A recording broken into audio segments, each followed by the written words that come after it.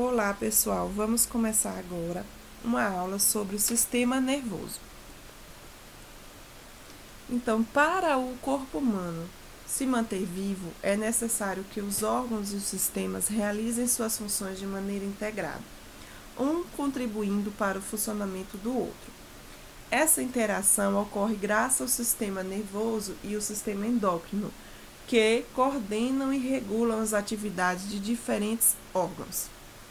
Então, esses dois sistemas, eles vão ajudar no controle do corpo, tá? E vai garantir a homeostasia do organismo, tornando-o operacional para se relacionar com o ambiente. Vamos ver aí as células que compõem o sistema nervoso. Os gliócitos, antigamente conhecidos como neuróglias ou célula-glia, são mais numerosos que os neurônios, porém menores. Entre outras funções, eles atuam na sustentação e proteção dos neurônios e produzem e mantêm o extrato mielínico, que retira os resíduos do metabolismo dos neurônios. O sistema nervoso ele envia informações aos órgãos e sistemas por meio de impulsos nervosos. Esses impulsos são corrente elétrica de baixa intensidade, originadas durante a entrada e a saída de determinadas partículas e moléculas do interior de células do sistema nervoso. A transmissão de impulsos nervosos é feita por meio de células especializadas denominadas de neurônios. Vamos ver a estrutura do neurônio. O corpo celular é a região do neurônio na qual se localiza o núcleo e várias organelas, como as mitocôndrias, o complexo gogeniense e os lisossomos. Tá aqui o corpo celular. Os dendritos são prolongamentos curtos e bastante ramificados que partem do corpo celular. Eles recebem a maioria dos impulsos nervosos que chegam aos neurônios. Aqui estão os dendritos. O axônio é o prolongamento cilíndrico com comprimento e diâmetro variáveis, geralmente maior que o dendrito. Cada neurônio apresenta apenas um axônio que envia impulsos nervosos a outras células. O extrato mielínico é composto de mielina, material formado por lipídios e proteínas que reveste o axônio. O seu papel é aumentar a velocidade da condução dos impulsos nervosos ao longo do axônio. Vamos ver como é feita a transmissão desses impulsos nervosos. Os neurônios transmitem os impulsos nervosos entre si e para órgãos do corpo humano. Para entender como ocorre a transmissão dos impulsos nervosos, veja a situação em que Paula chama Cláudia. Cláudia ouve o som que chega até as orelhas, órgão do corpo humano especializados na percepção dos sons. A orelha possui células capazes de transformá-los em impulsos nervosos. O impulso nervoso são transmitidos de um neurônio a outro até atingir os que compõem o encéfalo. Nesse órgão, o impulso nervoso é interpretado e, com isso, Cláudia reconhece o som. O encéfalo envia um novo impulso nervoso que também é transmitido entre os vários neurônios e chega até a região do pescoço. Esse novo impulso traz a informação de que os músculos e as demais estruturas envolvidas movimentem o pescoço. Então, resumindo, Paula chamou Cláudia. Aí esse som de Cláudia entrou aqui na orelha, foi passando de impulsos nervosos, chegou no encéfalo, o encéfalo interpretou a informação e trouxe uma resposta dela virar o pescoço e falar oi ou acenar para Paula. As sinapses. Na maioria dos casos, os neurônios ficam próximos uns dos outros, mas não se tocam. Os impulsos nervosos são transmitidos entre o axônio de um neurônio e os dendritos do outro, por meio de um processo chamado de sinapse. Na sinapse, o neurônio libera substâncias denominadas de neurotransmissores, as quais vão se ligar ao dendrito do outro neurônio. Como consequência da ligação do neurotransmissor, o segundo neurônio vai gerar um impulso nervoso, o qual percorrerá seus dendritos, seu corpo celular e o seu axônio, até atingir o final do axônio, que vai ocorrer uma nova sinapse, e assim o impulso nervoso será transmitido de um neurônio para outro sucessivamente. Então, aqui é o axônio de um neurônio, né? Aqui, ó, axônio de um neurônio e aqui o dendrito de outro neurônio. Nessa sinapse é liberado o neurotransmissor, aqui no axônio, e o dendrito tem os receptores para esse neurotransmissor. Vamos ver a organização do sistema nervoso. O sistema nervoso é uma rede complexa de neurônios e gliócitos. Para facilitar o estudo desse sistema, costuma-se organizá-lo como mostra o esquema abaixo. O sistema nervoso é dividido em parte central e parte periférica. Aí a parte periférica é dividida em parte somática e divisão autônoma do sistema nervoso. A divisão autônoma é dividida em parte simpática do sistema nervoso e parte parasimpática do sistema nervoso. Aí a parte central, aqui ó, a parte central do sistema nervoso é um centro de comando do nosso corpo, pois recebe informações provenientes de diferentes partes do organismo, interpreta-as e depois envia a resposta. Além disso, está relacionado às emoções, aos pensamentos e o armazenamento de informações, que é a nossa memória. Esse sistema ele é formado, nessa parte do sistema central, ela é formada por encéfalo e medula espinhal. Esses órgãos, eles são protegidos pelo esqueleto, o encéfalo pelo crânio e a medula espinhal pela coluna vertebral. E também ele é protegido por membranas do tecido conjuntivo, que são as meninges. Vamos estudar a medula espinhal. É um órgão de formato tubular que se localiza no interior do canal da coluna vertebral. A região externa da coluna espinhal, da medula espinhal, é formada por um material branco que corresponde a axônios com mielina. A região mais interna da medula espinhal é formada por um material cinzento que corresponde aos corpos dos neurônios e os axônios sem mielina. Agora nós vamos estudar o encéfalo. Aqui é uma representação da estrutura do encéfalo, ok? O encéfalo ele se relaciona com a nossa capacidade de receber, interpretar e armazenar informações. É dividido em telencéfalo, cerebelo, tronco encefálico e diencéfalo. Vamos ver aí. O cerebelo, que fica aqui, atua na coordenação dos movimentos, na manutenção da postura e no equilíbrio do corpo. O tronco encefálico é subdividido em 3 partes, né? O tronco encefálico está aqui. É subdividido em 3 partes: mesencéfalo, ponte e bulbo. Aqui, ó. Mesencéfalo, ponte e o bulbo. O mesencéfalo e a ponte recebem os impulsos da medula espinhal e os retransmitem para outras partes do encéfalo. Já no bulbo, também conhecido como mielencéfalo, localizam-se os centros do controle de várias funções básicas do nosso corpo, como o cardiovascular, que atua no controle dos batimentos cardíacos. Outro exemplo, respiratório, que vai atuar na nossa respiração. C. Diencéfalo, aqui ó, diencéfalo é dividido em tálamo e hipotálamo. O primeiro recebe e retransmite impulsos nervosos vindos de diferentes regiões do corpo, que é o tálamo, e o hipotálamo vai atuar na regulação de importantes processos do nosso corpo, como o deslocamento de alimentos no sistema digestório, a contração da bexiga urinária e os batimentos cardíacos. O hipotálamo é responsável ainda pelo controle da fome, da saciedade, da sede, da temperatura corporal e a manutenção do estado de consciência também. Aí o telencéfalo, ele também é conhecido como cérebro. É dividido em 2 metades, hemisfério direito e o hemisfério esquerdo. O telencéfalo apresenta 3 áreas principais: a sensitiva, a motora e a de associação. Vamos ver aí as áreas principais. Aqui seria o cérebro, que chamamos aqui de telencéfalo, né? Mas a gente conhece mais como cérebro. E vamos ver aí essas áreas.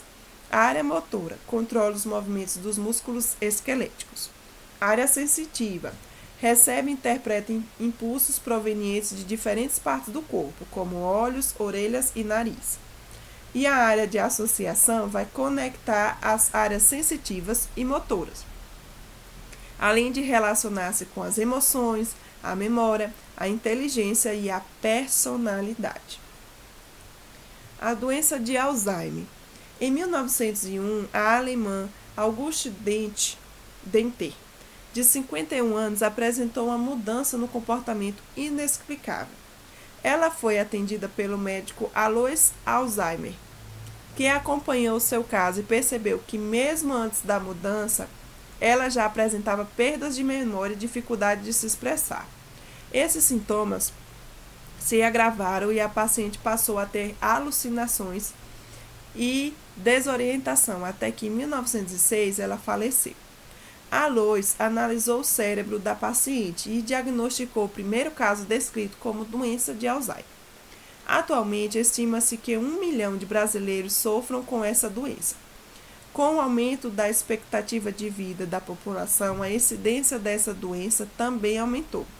Até hoje não se sabe a causa dela, e apesar de não existir cura, há tratamentos que podem ajudar a paciente a retardar os sintomas de estágios mais avançados.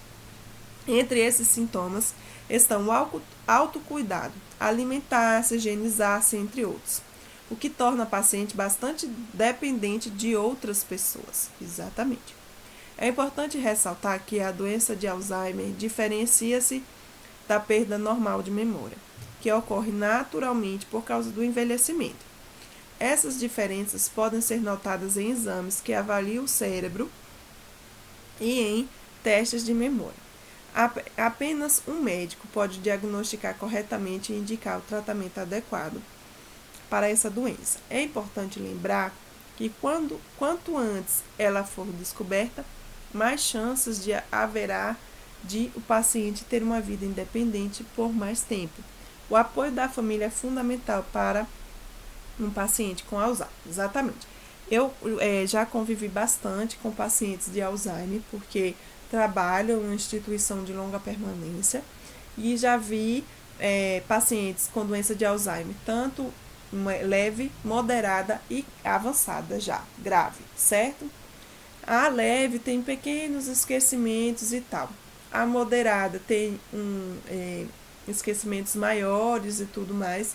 E já a grave, a pessoa ela não consegue mais andar, não consegue mais comer, né? Ela fica ali acamada, tudo mais, não tem ali tantas reações.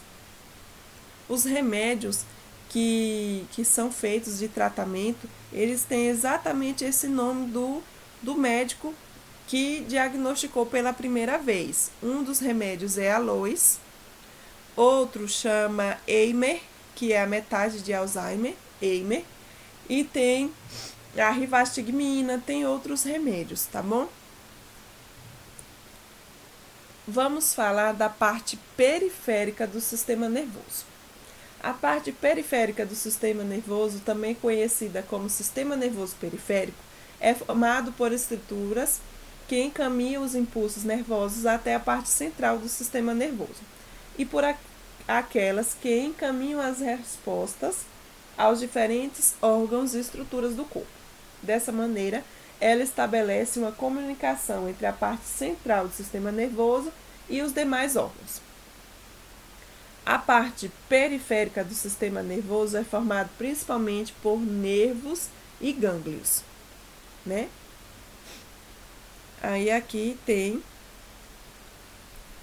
falando aí, vamos ver os nervos. Os nervos são conjuntos de axônios envolvidos por tecidos conjuntivos. E os gânglios são estruturas compostas principalmente de corpos celulares de neurônios envolvidos por tecido conjuntivo. Tanto nervos quanto gânglios atuam na transmissão do impulso nervoso para os demais órgãos do corpo e para a parte central do sistema nervoso. Aqui é uma representação do nervo, tá bom? Essa é a parte periférica do sistema nervoso. Então, tem um nervo aqui, digamos aqui na pontinha do dedo, você aconteceu alguma coisa com o seu dedo, ele vai enviar, o nervo daqui da pontinha, ele vai enviar aqui para o sistema nervoso central.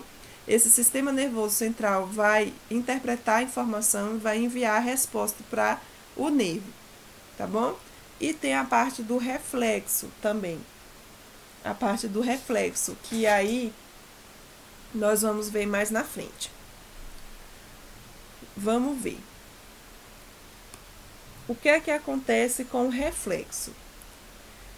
A parte periférica do sistema nervoso ele vai ser dividida em parte somática, também conhecida como sistema nervoso somático, e a parte autônoma, também conhecida como sistema nervoso autônomo. A gente viu lá na divisão do sistema nervoso.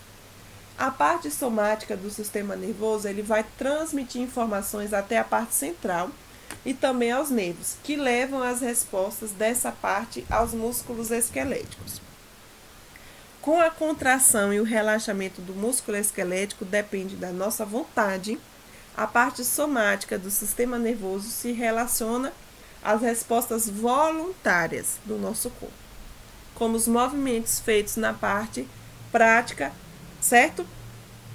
Então, assim, quando a gente levanta o braço, é um movimento voluntário. Então, a parte somática do sistema nervoso, ele está envolvido nessa parte do movimento voluntário, tá bom? Além das respostas voluntárias, a parte somática do sistema nervoso, ele vai transmitir impulsos responsáveis pelos chamados os reflexos ou atos reflexos, que são movimentos involuntários, rápidos e previsíveis. Então, digamos que um menino, ele pegou e se furou lá no dedinho, como eu falei, com um anzol. A gente viu que tem nervos na parte do dedo. Aí vamos ver o que aconteceu no reflexo. Por quê? Porque quando ele é furado pelo anzol lá no dedinho, ele vai ter o reflexo de tirar o anzol, né? De tirar o anzol. E depois ele vai sentir a dor. Vamos ver por quê. Por meio de nervos da parte somática do sistema nervoso, os impulsos nervosos gerados com o ferimento do dedo no anzol chegaram à medula espinhal. E lá na medula espinhal e não no encéfalo vão ser interpretados. A medula espinhal ela vai gerar um impulso nervoso que é encaminhado até determinados músculos do braço por meio de nervos. Alguns desses músculos vão se contrair, outros vão relaxar, fazendo com que Felipe mova o braço e retire o dedo do anzol. Esse é o ato reflexo. E aí só depois é que a medula espinhal vai enviar o impulso para o encéfalo e aí então vai vir a dor. Então o que é que acontece? Esse reflexo ele é importante para nos proteger de certas situações. Digamos que não seja um anzol, digamos que a gente pegou algo quente, em alguma coisa muito quente. Qual é a tendência? É a gente soltar aquilo, a gente tirar aquilo. Esse é o ato reflexo. Os nervos daquela mão vão fazer os impulsos nervosos, vão chegar lá na medula espinhal. A medula espinhal mesmo vai trazer a resposta de tirar a mão, que é a nossa proteção. Porque já pensou se não tivesse o ato reflexo, a gente ia ficar com aquela mão ali e ia queimar a nossa mão. Então, é uma forma de nos proteger. A medula espinhal ela já envia a resposta de tirar a mão. Depois é que ela vai mandar para o encéfalo a informação e o encéfalo vai trazer a resposta de dor. E aí nós vamos ainda falar do sistema autônomo do sistema nervoso, a parte autônoma. Ela vai transmitir impulsos nervosos que vão controlar os músculos lisos, o músculo cardíaco e as glândulas. Ou seja, ela vai transmitir os impulsos nervosos que controlam as atividades involuntárias do coração e alguns órgãos, como as que compõem o sistema digestório, o respiratório e o urinário. A parte autônoma do sistema nervoso é subdividida em simpática, conhecida como sistema nervoso simpático, e o parasimpático, conhecido como sistema nervoso parasimpático. Mas, em geral, não são em todos os sintomas que as respostas transmitidas pela parte simpática e pela parte parasimpática são contrárias. Ou seja, enquanto um estimula, o outro vai inibir. Quem é que estimula?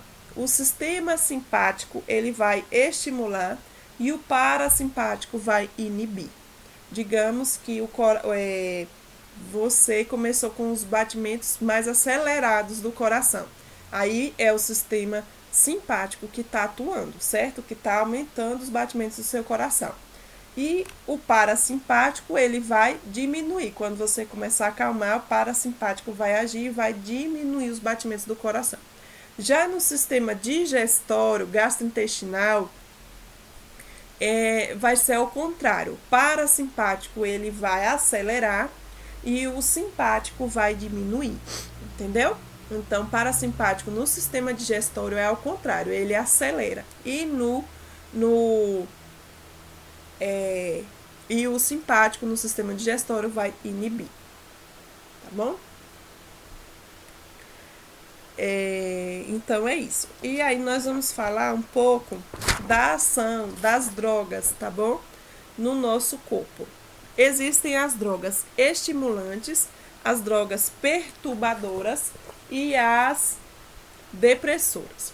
As drogas estimulantes seria a cocaína e o êxtase. O que é que a cocaína faz? Primeiro vamos ver o que é que as drogas estimulantes fazem, né? As drogas estimulantes vão aumentar a atividade cerebral, levando ao aumento da atenção, a euforia, a aceleração dos pensamentos. Aí vamos ver o que é que a cocaína faz. Primeiro ela é retirada da folha da coca. O seu uso vai provocar euforia, perda de apetite, insônia, agressividade, delírios e alucinações.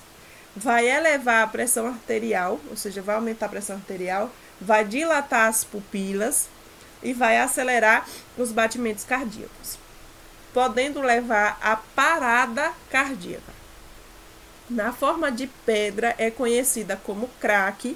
Os efeitos são ainda mais intensos e a dependência pode ocorrer no primeiro uso do crack.